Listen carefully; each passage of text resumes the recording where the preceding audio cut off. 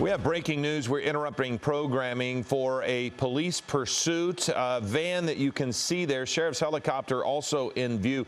This person has nearly hit multiple officers. There was an ambulance called at one point so that they could possibly get treatment. Scott Reif is in Air 7 HD. And Scott, we're under the impression this could be driving under the influence, but certainly reckless driving.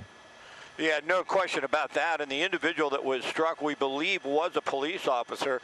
There were multiple incidences where the suspect, we believe a woman, was trapped in a cul-de-sac and then ran into several patrol cars. And once again, we believe one deputy may have been injured. The extent of those injuries are unknown. Now, the suspect stayed in the same area here for the last couple of moments. We're south of Commerce. We're to the west side of the 710. And it has been driving at a high rate of speed in and out of parking lots.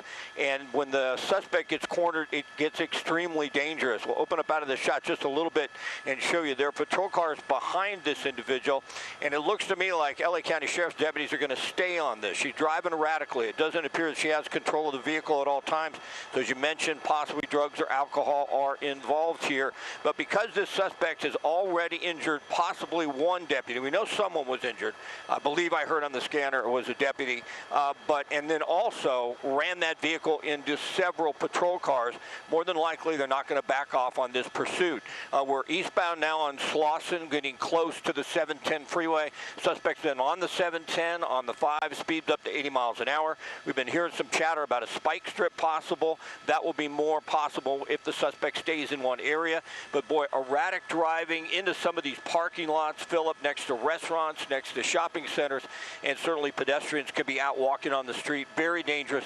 Now, if we open up a little bit into a industrial area, we may come up on a situation once again, Philip, where the suspect is trapped with nowhere to go, because at the end of this street here, it looks like you can only continue for so long, and then you're going to be in a situation where you cannot get out.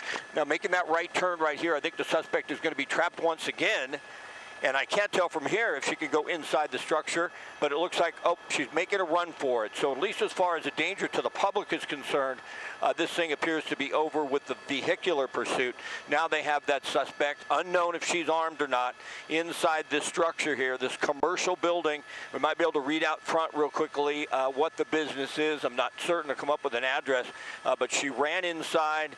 She's inside the business right now, and deputies are in the process of entering that structure. Looks like Tacoma, USA, if I read that correctly, Philip. Well, and not only, Scott, did we have the potential injury to a deputy and the ramming of vehicles, the law enforcement. There were several occasions, and even right now we watched the pedestrian traffic just out and about. There were several near impact with people who were just simply out walking about. So this has been incredibly reckless, incredibly dangerous, but it does appear as if they've at least got this person cornered. And now you see onlookers, maybe employees of that business, who spotted her or him run into that building. But yeah, you're right. I mean, and then clearly the damage to the van, you can see how many times that person ran into somebody. Yeah, there's nowhere to hide. She is inside. They've surrounded the building. They put units to the back of this building immediately just in case she's able to run through and come out the back. So LA County Sheriff's deputies have her surrounded. It looks like more of a standoff now. It's going to be impossible for her to get out of that structure right there, out of this business, without deputies taking her into custody.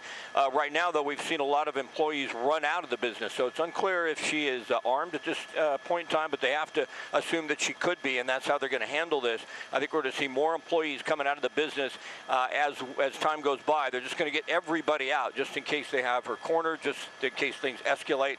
If she does have a weapon, they want to make sure as many people are safe as possible. But we did see her run inside there, Philip, and for now we have a standoff between LA County Sheriff's deputies and the suspect. Said to be a female. I couldn't tell for sure when that individual ran out, but it appeared to be, from the information we had, that it was a female. And it looks like Sheriff's deputies now are checking the van to make sure that no one else is inside there.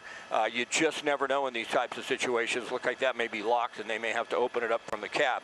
But we'll open up a little bit wider just to show you, just in case we start to see activity in the back, and we see that the suspect has made it through and is trying to escape out the back of the building there. Well, it's almost as if watching those deputies clear the van, as if they might have the person in custody inside as well. So I would assume if the person is in custody, then they'll clear the van. But it seemed as if that person was their focus. It looks like they're clearing the building as well. So they're going to have to clear from Takakaya, USA, so whatever they're doing in there.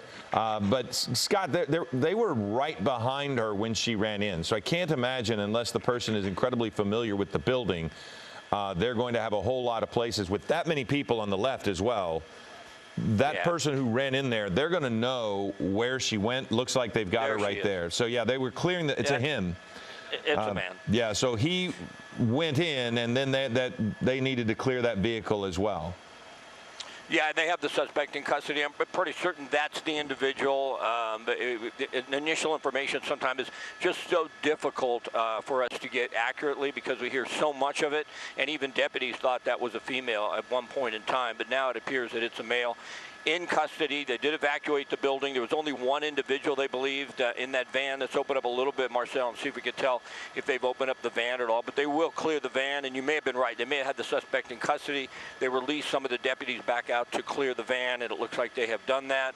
Suspect in custody. We don't know. You know, the information we had, Philip, was that it was a deputy that was injured. I think it was 1500 Mandagal, if I'm not mistaken.